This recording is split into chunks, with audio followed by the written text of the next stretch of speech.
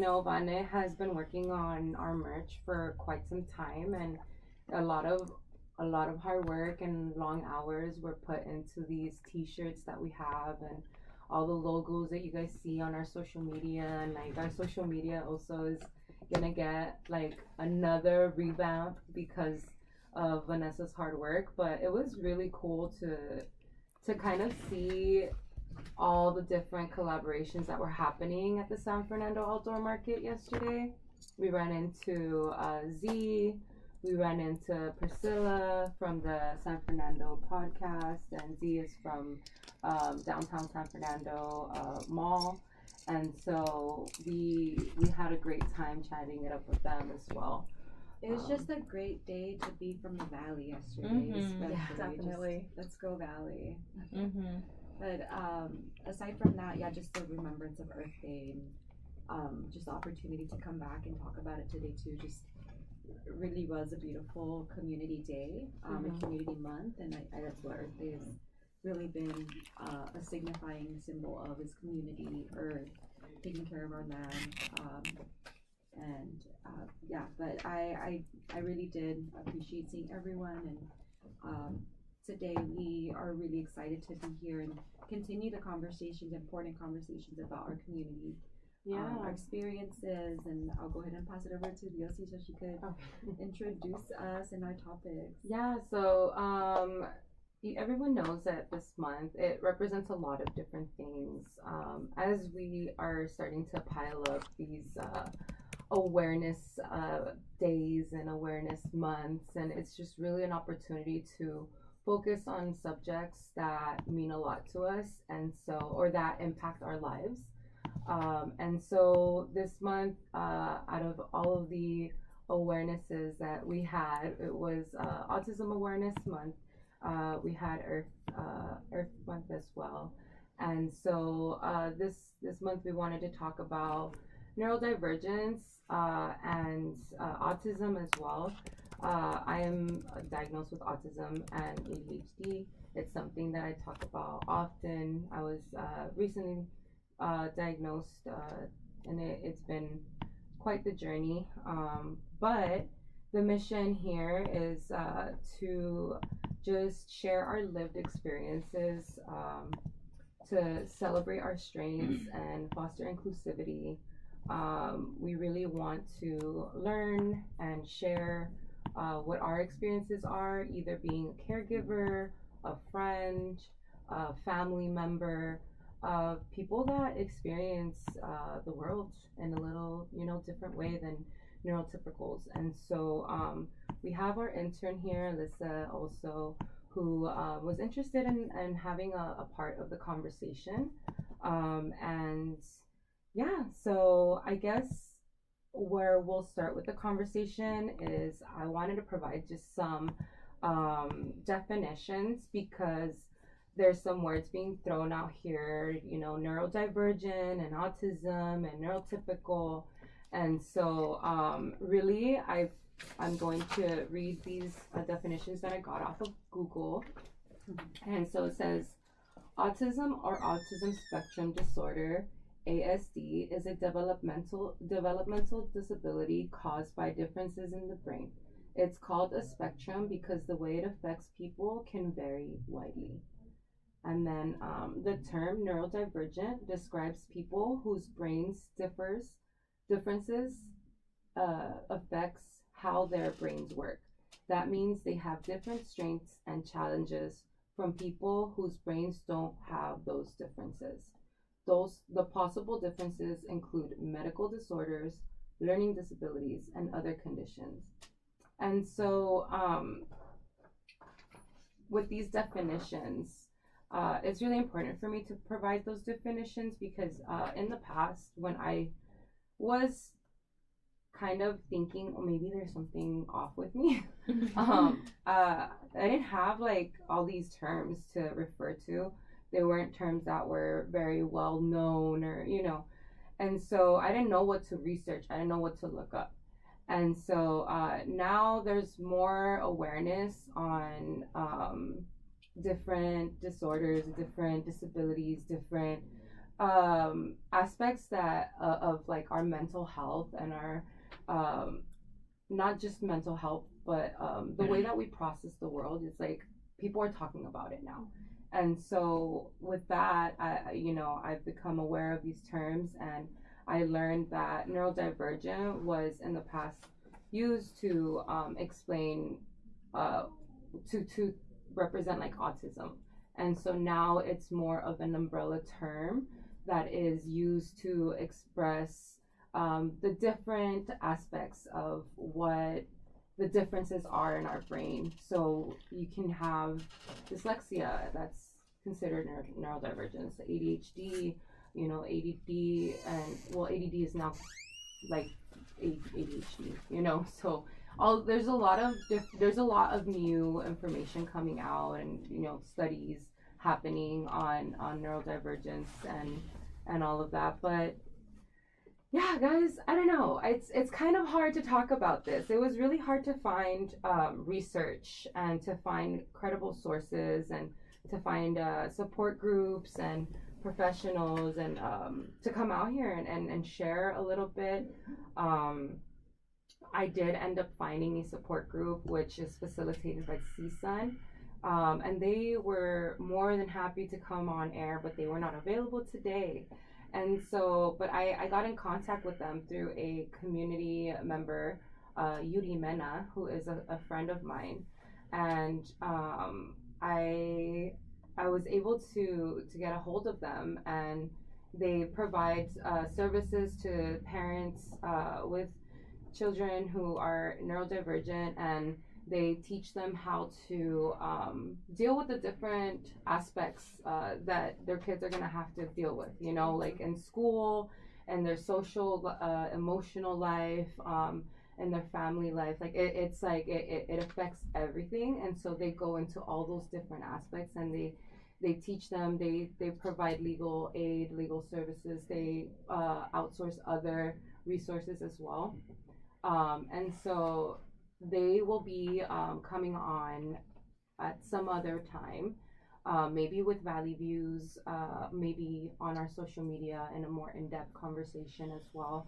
But definitely wanted to let you guys know that we did try to get somebody in here who is an expert on these terms, but it just didn't happen. We did have a month, and I just really want to say that it is ridiculous how hard it was to find resources.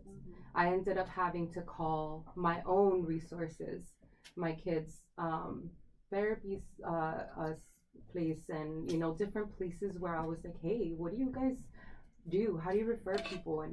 And they actually sent me a list of their personal resources for autism, because I shared with them that we're here on the air. And so they let me know that if anybody needs any of those resources or needs to be directed anywhere, to just let me know, and I can definitely be a connection to those resources as well.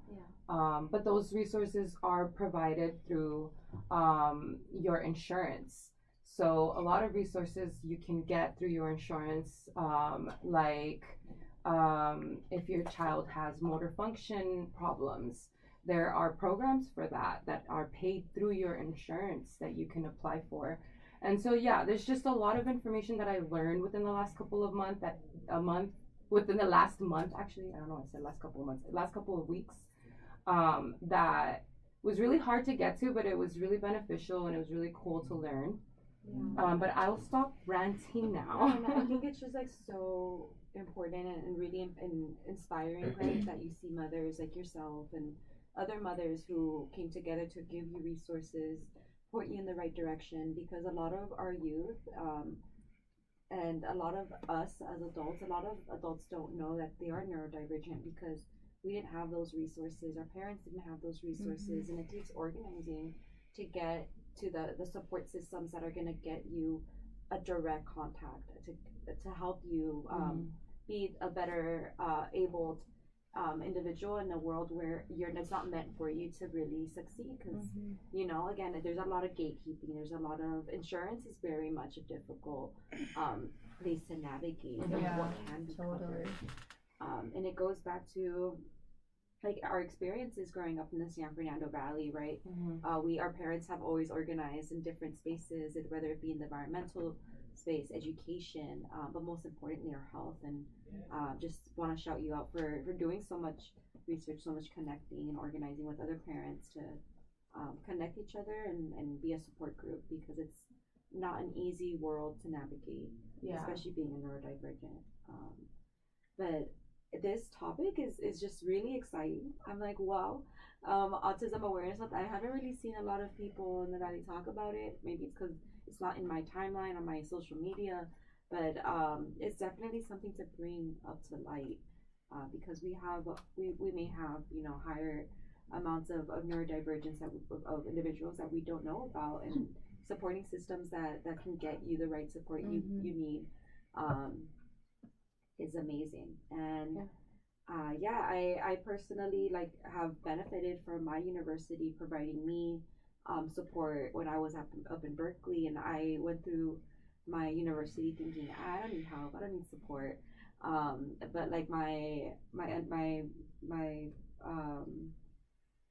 como se dice, my advisor would be like, oh, you should go check out the disability student program. And because I was always struggling with my studies in certain aspects, whenever I'd come and check in, and he'd be like, you should definitely check it out. I'd be like, no, I don't need it. It's not support I need. Until I reached my senior year, and I was like, maybe I really do need support. I need to pass these classes. And I got notes of it, like availability to notes, so I can just focus in my class and listen in, and that's how my brain really was able to process and better inform my mind for my studies and my passions in college. So that's just like one personal experience I've had accessing resources. It takes a while. But I think like the pinpoint is just like being able to recognize that you need to ask for help is like so important, and being able to like connect yourself to someone who can help you, because I feel like that's going back to what the OC was saying, which is like she was having a really hard time trying to find resources, but you were like actively seeking them out, and then like you were like, oh no, I don't need this, like this isn't something that I need, and then kind of coming to the realization that like, oh no, like I need some support. And I know like even in like, grade school too, it can be really hard to like get support. Like I know when I was in elementary school, I would get pulled out to like go to reading classes, and even now like sometimes I have like hard time like reading and like pronouncing words. And I had like speech therapy and like reading like comprehension classes, and like I would be the kid who got like pulled out of like class and being like, okay, you gotta like get it together, and like I'm sure it helped, but like sometimes I'm just like, I don't think it did. Like I feel like I didn't really have like strong reading comprehension until I got to college, and I was like the same with you, but I was like, oh, I don't need help, but I never did. I never like seek that out, and I have always wondered like if I have like any type of like neurodivergent, just because like some, like I definitely have anxiety and depression, like that's a lockdown. But I think just like it's just something that you're just like, oh god, like I don't want to know, or like I don't have the time to just like do this right now, like I don't have the time to like figure this out, like I'm surviving through life right now, like it's not something that I need to deal with. Also, at least in the research, it is a lot, I guess, easier to diagnose little boys a lot faster and with more efficiency than it is with girls, because, a lot of these studies have only been done with boys then, and so really the research only knows what manifests in like the boys space. They don't really know how it manifests in the girls space.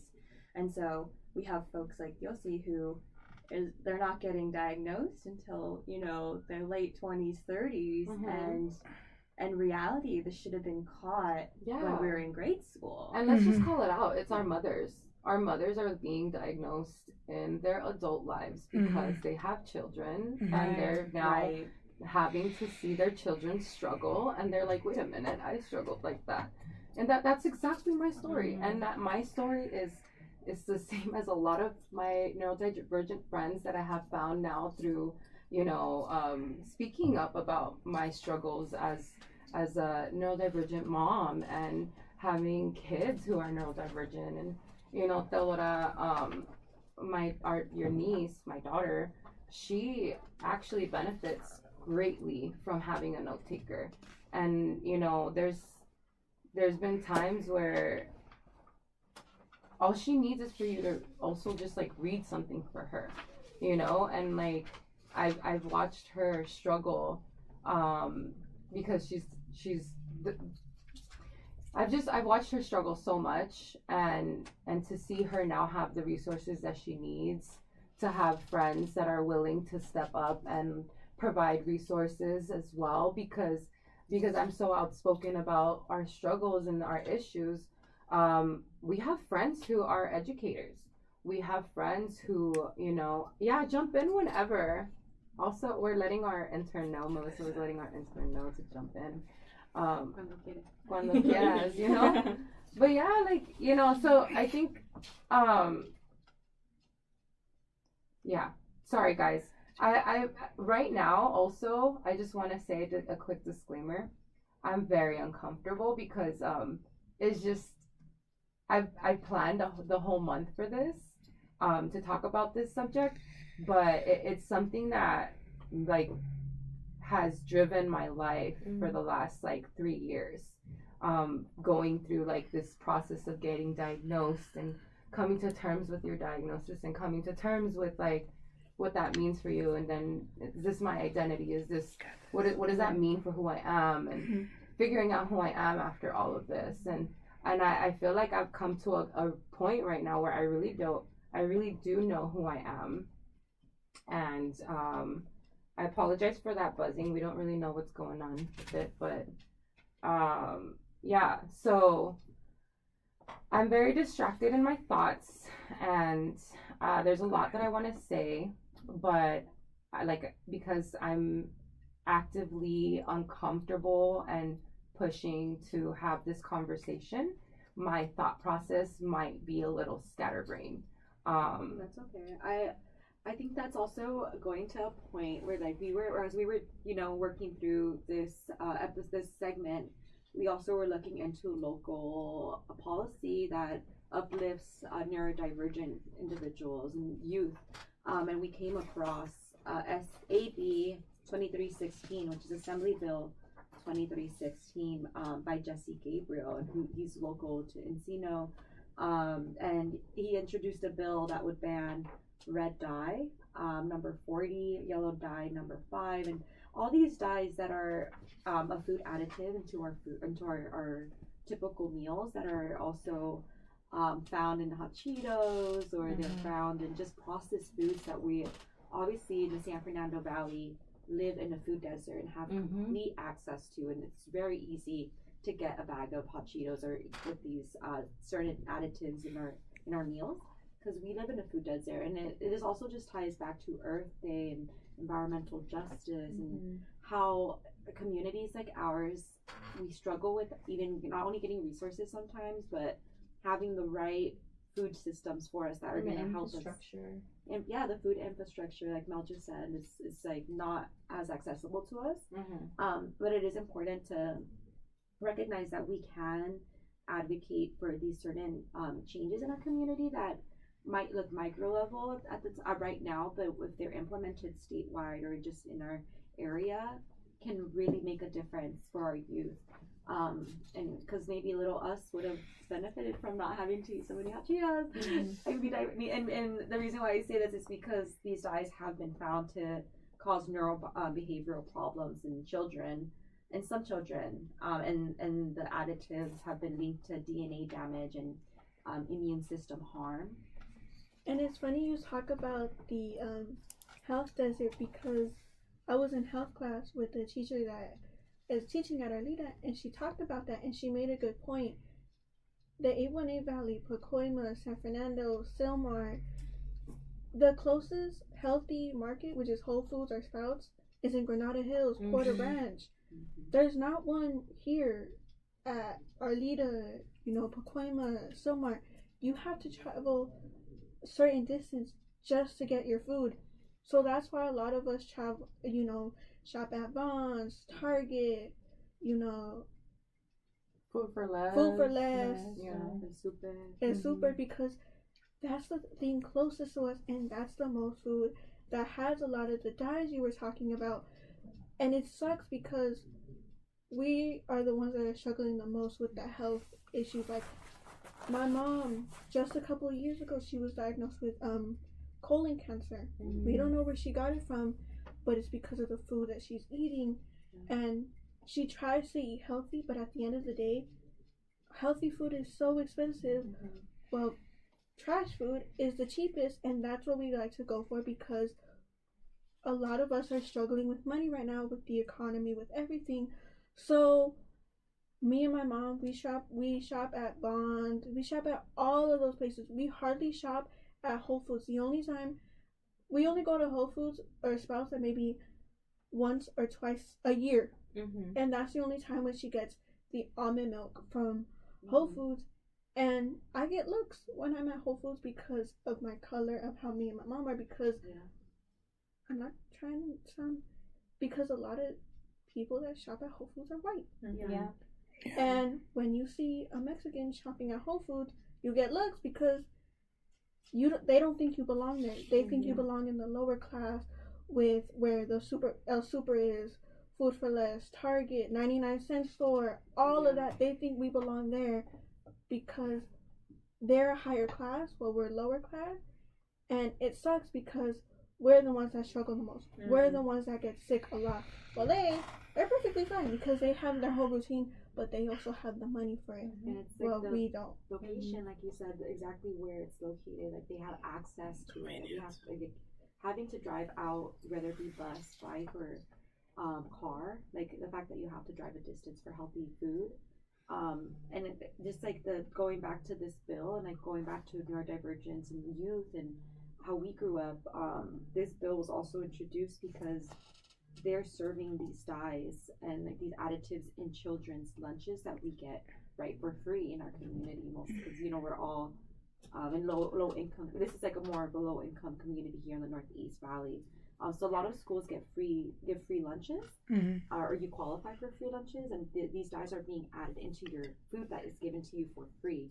So not only on top of the food desert, we see this issue in our school system of triggering neurodivergent behavioral problems in school because you're being served this even by your school institution.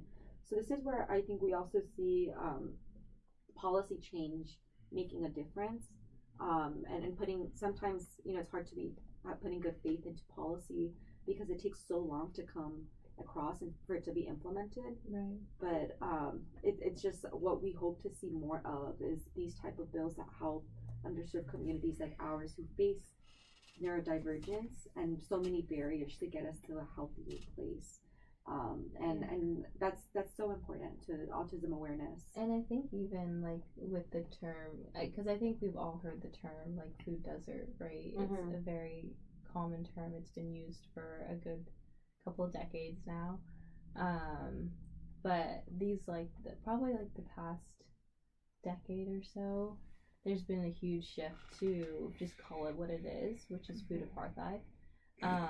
Because we know that typically we have lack of nutritious food and health food stores in historically redlined communities, which is just like where we are now in Pacoima and in the Northeast San Fernando Valley.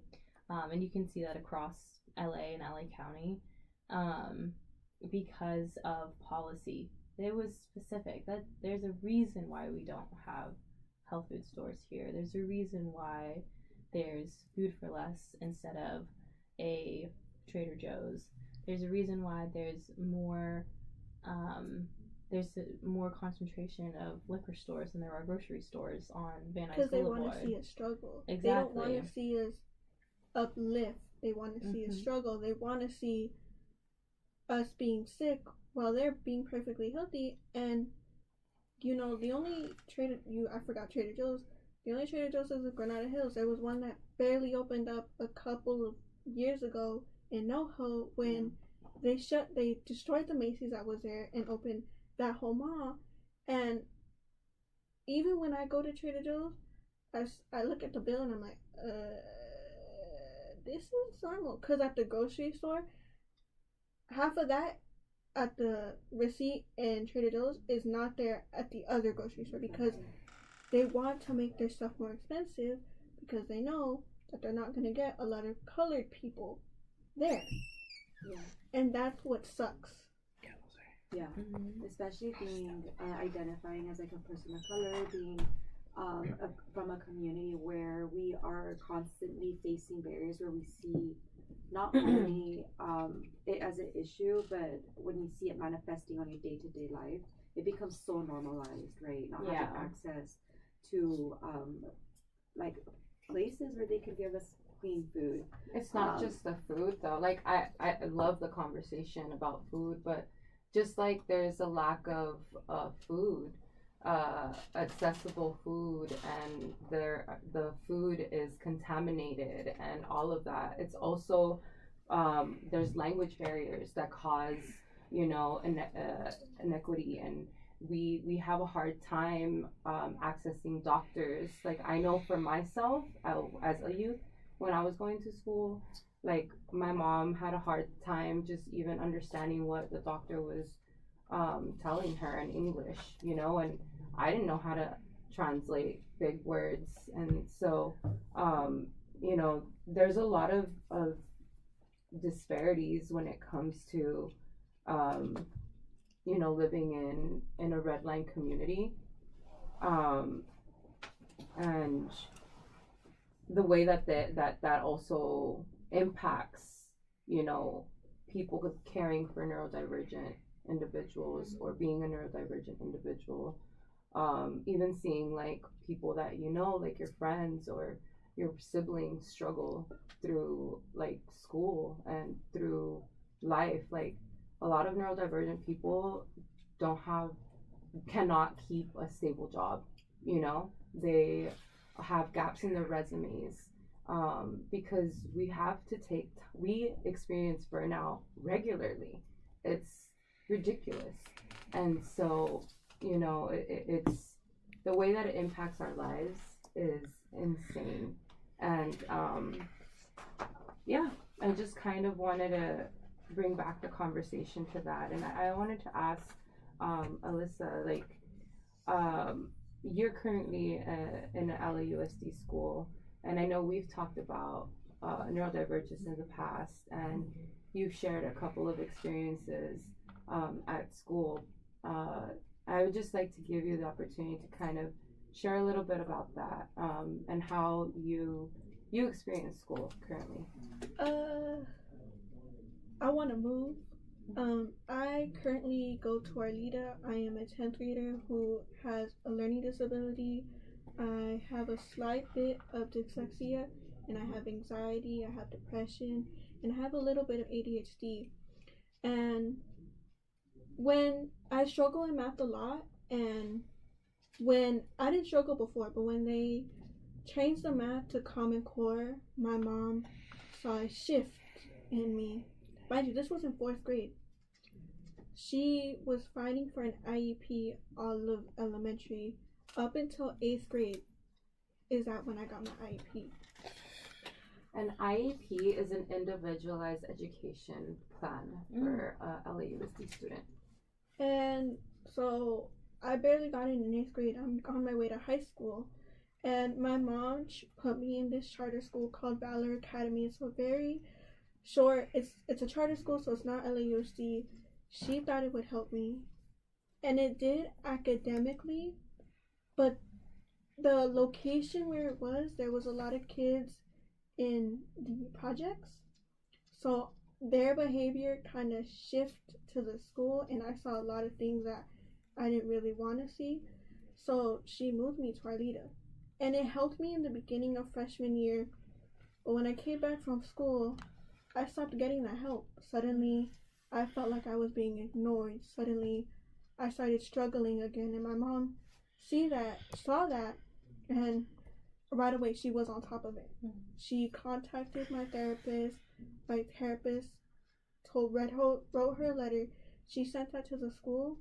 The school ignores it because, and I had an IEP meeting, and my mom brought up the fact that I need to be in a smaller setting class. Well, they straight out said, on paper, she's only failed one math class. And in reality, yes, that's true. And that was the first math class that I failed when I first transferred to Arleta because I was getting used to what I learned over there at Valor to suddenly learning over here, and it was completely different. And I was like, wait, what? So you're telling me I'm not eligible to move to a smaller setting when you obviously tell her that I need it? And I felt like I was being ignored. Suddenly, my feelings didn't matter. And it took a toll because all of freshman year, I was an A, B, C student. Right now, I'm B, C's, D's, and F's. It really affected my social, my skills at school. And now I'm starting to worry because I have 2 more months till this school year's over. Suddenly I'm a junior, and that's when it really starts to matter. And I've always been the family member that wanted to go to college because my mom, my Nino, and my Nina did not have the opportunity. My mom chose work over school. She went to UC San Diego. She went to my dream college. My Nino, he was affiliated with the projects boys, so he hung out over there. So he chose that lifestyle. Thank God he got out of it before it was too late. And then my Nina really didn't care. My Tia was the one who was the only one who graduated from a college in Pasadena. And they're always telling me, finish school. And I want to for them. But having this damage in my brain, it's a really big struggle because the school's not helping me. I'm in high school right now. How is it going to be in college? That's my biggest fear right now. And it's funny because me and my mom, we were in the Northridge area, and right now it's the season where all the graduates are taking their picture. And I'm looking out the window, and I'm like, I'm closer to taking my college picture there than I was in elementary school. I'm growing up so fast. How am I going to get to this far in my life when my school's not even helping me? And it's not like I can transfer right now because I live a block away from Arleta. My mom works from home. The only school that is close enough to me is San Fernando, but my mom doesn't want me to go there. Kennedy is too big. Granada only focuses on the people who don't struggle because of how many awards they've gotten. I don't know any other school that's close enough to where I live, and it's hard because I'm really struggling right now, and I don't know how to get out of this. So that's why that was a key reason why I wanted to join today, because I wanted to talk about how it is being a high schooler with this disability. Because I want to say I'm the only generation of my family that has this disability. I want to say so does my Nina, but they have never caught on to it. I think they're going to catch on to it when my cousins are in my age. And I want to talk about it now before it's too late. Yeah. Wow. There's so much to unpack there, honestly. And I just want to say thank you for all of that. Did you? Yeah, no, and I to me, what stood out is as a college student that got help in the student disability program, it was difficult. I went from my freshman year up until my senior year getting support, and we typically can think about it as like a word like damage or like disability, but I'm like, why is it that we have to think about it that way when in reality these systems just weren't built to support us? And like pointing out the need of schools putting stronger attention, stronger protections for us as students to be able to succeed and not see us as see our normal education that they think is helping us, right? Their system, their curriculum, as a barrier to us, but work with us, meet us where we're at, meet you where you're at, so you can feel better to succeed. The broken and the damage is a system, you I know, think and not the the reason- individual. Sorry for cutting you off. No, it's okay. I think the reason why we see ourselves as damaged and different is because the school doesn't give us that support. You see kids your age doing a lot, not having this disability, and you're like, wait, why am I the chosen one? Why am I being the Harry Potter in this? Because, like, what did I do to deserve this? And it's unfair because the school spotlights the kids who are straight A students who succeed well, while they don't put the focus on the kids who really need it, and that's what's unfair. Yeah, and something that we were even like hoping to talk about, and you're kind of talking about right now, is how is like I identify as a Chicana Latina, how our families like don't have that extra boost of support in our pockets to go to programs that help you pay and like tutor you through your education, and it's just like the socioeconomic factor as well of our communities, especially in the Northeast. Like my mom like worked really hard when I was in elementary school. I never got an IEP, I believe, but I got Kumon, and like it was so hard. Kumon made me like cry. Like me and my siblings would like suffer with that education system that we thought would be helpful. And it was helpful to an extent, but not everyone can get that support. And that's the thing, that even Kumon today, there's so much controversy with Kumon because of the way that they've put pressure on students. There's literal kids who went through Kumon who are adults now and sued for emotional distress because of the pressures that they went through on top of school. Like Kumon, they had homework, they had, and that's something, my younger siblings, they went to charter schools. Charter school does not have IEP. IEP is LAUSD system. And so with charter school, there's different resources, but they're not paid for through the school. And so Kumon was something that was referred to our mother. And so that was super expensive. And it was definitely a, what is it called? It was a sacrifice, that was made in the family. And it was ridiculous, guys, because they didn't even do their homework, and so it was a program that was being super extractive to the parent and putting the kid under stress. And so a lot of the systems that are in place right now don't work, are not helpful, are not, providing the right resources.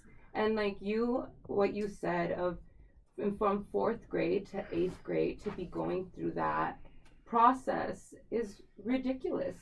And that's really unfortunate that that's your story. And but the truth of the matter is that now you have more control over your story than you just said, than you did when you were 4. And I want to say it's not very different now. I had to go through the SSPT process, which is another process just to get to the IEP. It's called the SSPT process, and it's the having a neurodivergent child means getting familiar with so many different acronyms. Yeah. And so, I just like also want to talk about this in the context of their change making is happening. Yeah. And you talking about it is what is going to drive you to also find those resources at your university. It's not going to be it's going to be right, like even like as a mother, it's challenging to find the resources, but you taking that initiative, you being aware, is going to make your peers aware, it's going to make others aware, and it's going to be a different experience. Like once I got help at college and I was like able to put a name to what I needed support in, things got better. And I just wanted to uplift the fact that there is organizing that can happen. There are opportunities like as a mother, you organizing with your peers of your like my niece and nephew's peers and their mothers, and you as a student, who knows, are gonna possibly found a new support system at a university you go to, find people that are gonna help you self-identify and help each other go through that experience. And what sucks about having this type of brain, I started doubting myself, and I'm like, am I really gonna walk this stage? Am I gonna graduate high school? Am I gonna be able to do all the things that I wanted to do? And I think those words getting inside my brain kind of drifted me away from doing my schoolwork, falling behind in my GPA. And that's when I'm like, wait, no, I can't do this. I have to walk that across that stage, high school, no matter if it's, even if it is a different high school, if I am able to change high schools, I am. But if I can't, then I am gonna walk across that stage at Arleta, and I am gonna walk across that stage at CISA and UC San Diego. What other high school? I don't know. Any other college, I am gonna walk that stage, and that's when I started switching my mindset, because self-doubting myself was the worst thing I did, and my mom saw that, and I was like, I can't let her down. My mom is a single mom who, in the beginning, when I was growing up, she worked 2 jobs. She worked at an insurance company and at Costco, and then, you know, not having any support from my dad at all sucked, because when I started going through all of this mentally, she wasn't prepared for all of this. She thought, okay, none of my siblings had it. She's not gonna get it either. But then when my mind started going all over the place. She's like, wait, it was an eye opener for her, and that's why I amend my mom so much, because she went through all of this alone. Yeah, and it's so important to have advocates in our community fighting with you and fighting with us. And it's all very intersectional. Like today, we've been talking about our environment, our earth, our individualities, neurodivergence, and like the resources we have, and they're all connected. The healthcare system and it's food system. Yeah, the food system, and we are gonna like need a lot of advocates like yourself and within each other to continue pushing for a new system that's gonna support us. You're creating your path, and it doesn't mean that it's gonna be easy, but it's gonna happen. And I was like, and I feel like I'm a testament to that. I'm just was able to graduate, and I'm the last of 6 children, and it's a generational barrier that you're breaking, and we're all here rooting for you. Definitely. And this is why we're talking about it, and we're so happy to have you sharing your story, because we're gonna make a difference. You're gonna make a difference. We're all here together to uplift each other, and making autism awareness a real tangible experience here in the San Fernando Valley as well. Autism and neurodivergency. And I also want to just throw out, as someone who had a pretty bad 10th grade year in high school, the GPA is able to get built back up. I don't want, like, getting straight to the academic of it all. Like, it's okay. It's like, classes are going to be classes. You're going to get those grades, and you're going to be able to build it back up. So yeah, as someone who was basically in like the kind of the same spot as you are, it can be built back up, and I don't want you to be too worried about like the GPA aspect and like the numbers and of all of it. So yeah, I just wanted to throw that out there as well. Thank you so much. I really needed to hear that, because like, I think what puts me in this position that I am is that I am the oldest cousin. I didn't see, I see my mom's high school diploma, but I don't see her degree. I see my tia's high school diploma. I see her degree. I don't see my Nino's high school diploma. I've never asked my Nina if I can see her high school diploma, but I only see like maybe 2 high school diplomas, 1 degree, and my Nina is always telling me like, I don't want you to be put in the position that I am in. I want you to finish high school. I want you. So my Nina is always telling me like, ponte los pilas. And I think that's my biggest, she is my biggest motivation. Yes, we do have our differences. Yes, we do have our issues, but we're working on it. And she is my biggest motivation, next to my grandma, next to my mom, next to my Nina, my tia, next to my Nino, next to my grandpa. I mean, I lost my grandpa at the age of 3. I know that he's watching over me, but it sucks at the same time because when I walk that stage, those stages, everyone else is going to be there except him. Yeah. So everyone in my family is my biggest motivation. My cousins are my biggest motivation, but they're also my biggest worry. They're also the reason why I kind of hide my emotions from them, which is the same thing my mom used to do with her siblings, because she doesn't want them seeing her break down in front of them. And I do that same thing with my cousins. And yesterday, me and my cousin, we were watching TV together, and I'm like, we hardly do this now because I got distant from when I was going through my own things, and he's now going through his own things. He's in middle school, and I'm like, okay, I really need to sit down and talk to him, telling him that I'm always going to be there, but I go through my own things, so he doesn't see me around, this is why. But it's at the same time, I have to make the conversation age appropriate, because he is 11, I am 15, turning 16. Yeah. So and there's gonna be like so many struggles, but you have such a like strong head on your shoulders, and like just even getting to know you in the last couple of months and seeing how you've even changed and flourished in those last couple of months. Like I remember like you would never speak and now we have you here talking live on some subjects that a lot of people are really scared to talk about, and so just like you're saying that they're your biggest motivation, you're gonna be their biggest inspiration, and I want you to hold on to that, and I want you to remember that all of us here at some point in our lives we're going through a similar situation or and felt have gone through it multiple times. And that's the thing, and it's gonna be cycles of this. And the beautiful thing is that you can advocate for yourself now, and that's what I was going towards. That finding advocacy within yourself and learning how to do that. You're in the perfect space to do that, and you're learning how to do that currently through this process, even being a part of Valley Views, the research that we do to get to the information that we put out to community. You're learning all of that as you go through this program, and I'm super proud of you. And although things have been really, really hard, I want to let you say the last couple of words, because we're gonna transition to our next topic in a bit. But I wanted to quickly add that I am so excited to see you walk the stage across our Unidas, and then walk the stage in college, because it's actually going to bleed into our next topic that we're going to have, talking about students that are advocates and speaking up, and the new generation of our community organizing.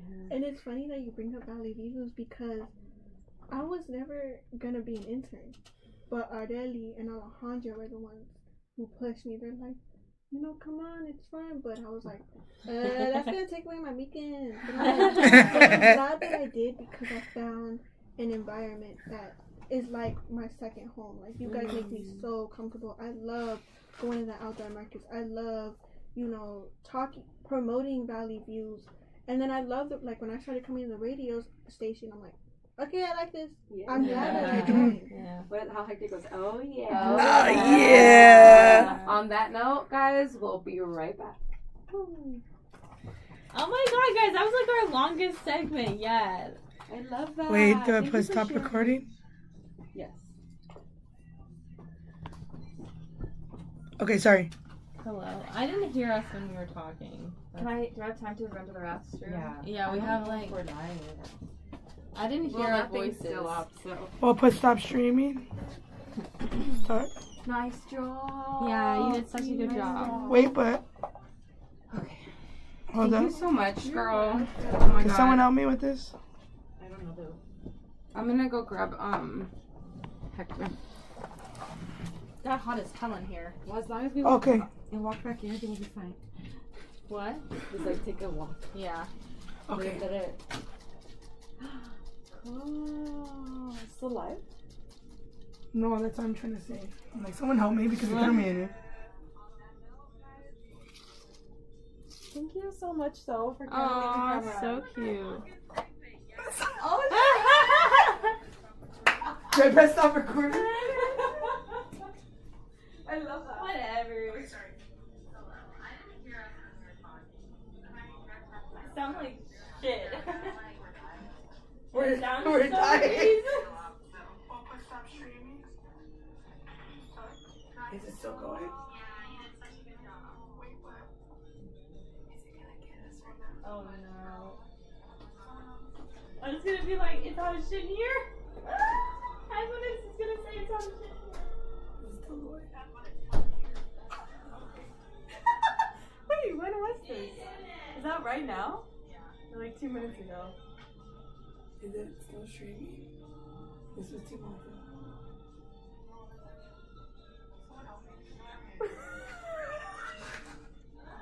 That's good.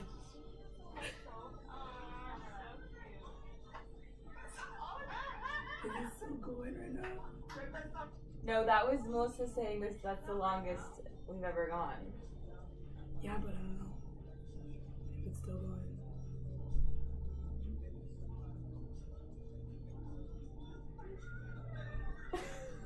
Lucia's laugh is so funny.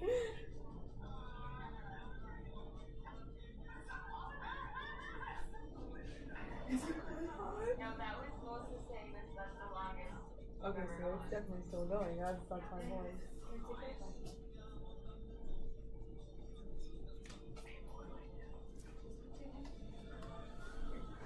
Yeah, sorry.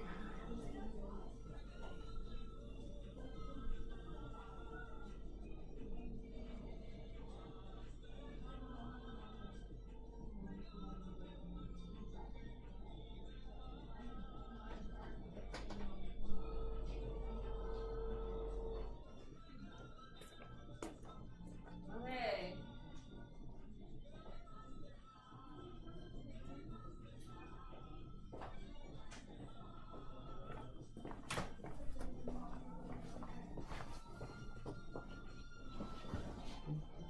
As long as the mics are off, it's okay. Yeah, it's good.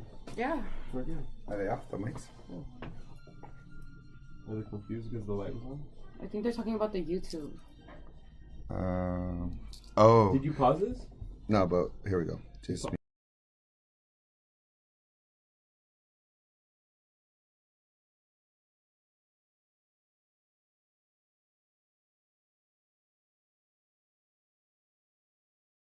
see right there, you could hear it.